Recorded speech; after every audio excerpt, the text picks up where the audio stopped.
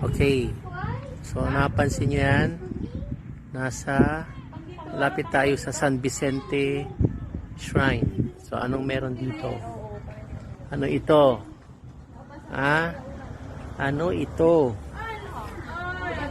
Ha?